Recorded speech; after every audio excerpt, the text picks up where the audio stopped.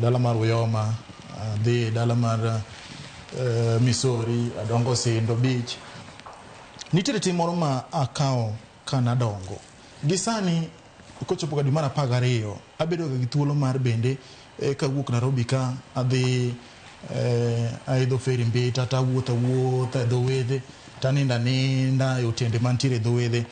Nitiere king'iyo dho wedhe mang'eny osetima mar loso magawa mopogore opogore, to mang'eny bende nyalo timre nikech king'iyo dongruok ma nitiere dho wath.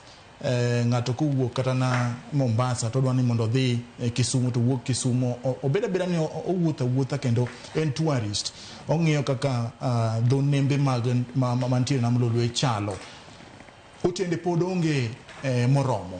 Kata king'iyo nyoro otieno manyoro ji nomolo mang'eny sana e alap ma Homa Bay, ma jok moko ne wacho ni chalo ka gima ne gionge kar nindo. Magi gik ma pod nitiere kaluo. Opportunities nitiere ma jok moko yudo mag kawo hola kowuok kuom bengi, kowuok kuom SACCOs mopogore opogore mar chwalo dongruok e gweng'gi. Wan kaka joluo iparo ni ang'o moseduoko wa chien? Siasa mar kinde ka kinde mar ji neno ni joluo ero lweny, kosa ang'o momiyo dongruok machal kamagi pok obedo e rang'iny monego gibedie e counties ma kaluo? No, ing'en ni kaluo generally wasobedo maber kaka oganda. Kendo yiero marwa wasobedo kwa yiero jotelo. Problem mosobetie en ni wan pok wasomo jotelo mwa yiero. Nikech ng'ano miluongo ni Jakikuyu en ng'ama gero jatende kadongo. Jaluo te en gi jatelo ma around him to ng'eny gi be wari psychology mang'eny. Koro generational change bedo matin. En moso hinyo ahinya. Kata kirango yo mwachiwo go nominations. Sani an go problem enya go nominations. Kata mine mwami nominations. Kech aneno kwa produce very young ladies monego be ni tiyo kuonde moko. To nigi ne jotendwa. Tinwango ka nyingi mawuok kuom gik gima gitimo kata gidhi wuodhe. Ok en gima miyo luo chiama ne wan go chon. Iwinja. Andi ing'e ng'ato bilano ng'ama tin ko yier mapok notiyo anywhere. Ing'ena a nomination onego bed a special en ng'ama miyo gimoro ga special need. Ni nitie gimodhi gero kamoro. Ng'ani kimi pesa gimonyalo ng'eyo mokwongo mopogore mielo thumo onge ginyiewo law maber gitimo gik maber. You understand? Dware no wakwongo bed ga projection. Ing'eni kirango piny luo akiani ni wuotho kanye nikech Migori is really and very much good with hotels. Migori in hotels mabeyo kabisa. Kama otende odoke piny en Homa Bay. Kisumu is becoming a little bit better. Siaya is there doing hotels. Nikech ji mang'eny kanoyudo pesa to ji oweye gero centers. Gidhi gi interfere gi lope ji kor gweng' kucha. Kono ango dhi ogero hotel moro ma gini mang'e kama gisore. You understand? At the end of the day chieng' modonjo kanya kimadho kong'o ekinindo to the whole thing is gone dead again unless kindidwa dhi pangi moro marach idhi kuonde ka. You understand? To centers minyanwango sani kidhi kaka Homa Bay no kidhi Kasipul Kabondo. It is no longer Kasipul Kabondo manang'e chon. Ogerre kining'eni infrastructure ma wacho chande to soti Homa Bay maber.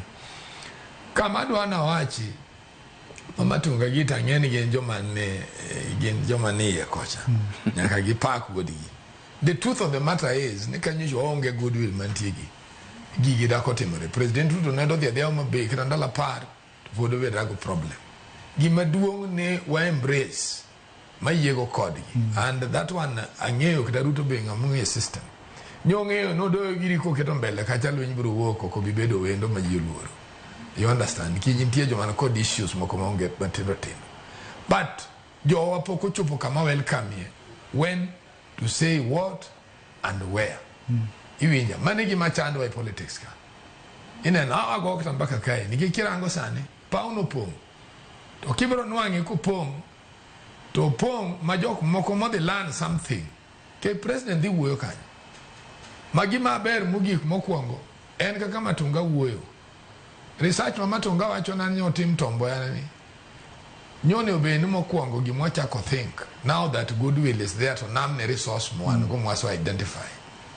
En kwongo dwaro jopuonj professors mabeyo ere kaka wanyalo somo wach mar nam properly to kete lupo ni nikech sami wacho wach mar cage ere kama watime research mar diseases iwinjo nikech cage na confinement marriage tuoche ng'eny monyalo donjo go kendo interfere with the main source marriage ande samwati mo fingerlings and fingerlings money and my improved because and my natural cha you understand this is where we should actually be thinking as a community now nikech nitie biashara makwadhi yetu wadhidwaro pesa to health mother no to kwa deal go properly koro originality cha egimone wa research on to odhi gero nikech kusomo bu get a lot of research to bear research no en obro kelo pesa to samo kelo pesa to jinyalo gerre ka kotende makoriwacho kingen ka pesa nitie jinyalo riwore ka dana part timo gimoro ma is economically viable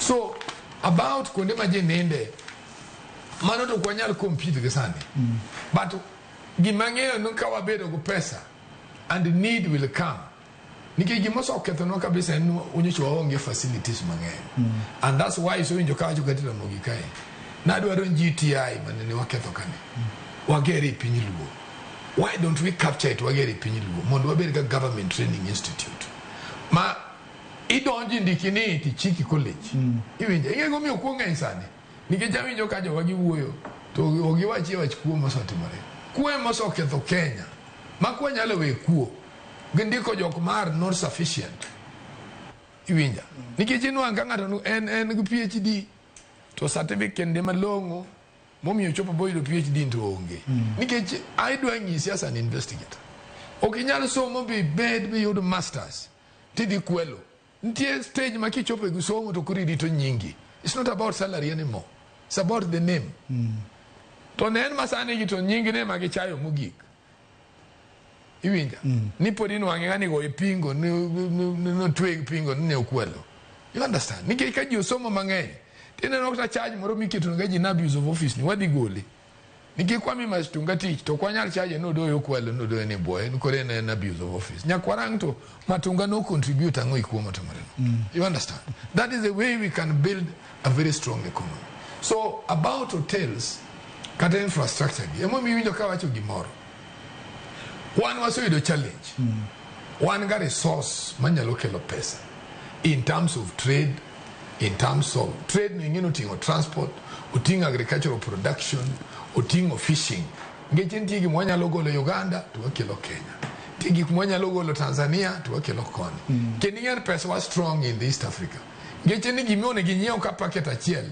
ibro nyeo packet adek in Uganda kada packet ang'wen in Tanzania samidugo kodeka yedo pesa bobro bedo go samwa soti momano it will invite us nikech dongo wagero nda serikal bende ngagi yithi mong'eyo kong'ene no ndara mamile wacho chema kelo pesa obro dhigo elam nikech onge mtu kindonge bro ywak ne wan kono kwanya dhi gik moko so gik mang'eny mwanyalo timogi is now for us yaut luo mariek yaut luo man go pesa yaut luo ma want the future for the community wadwa explore nam no inge nam kae nitie a lot of things kendo bero njo lweny ne kanyo winji ne ko kelo nwa kambi mar lweny ngeche we are also calling for the police again wanyalo gero kta JSU camp mago gik moko wan go mokwongo we are protected ngeche ni economy mwatimo is protected ngato kunyal bira monjowa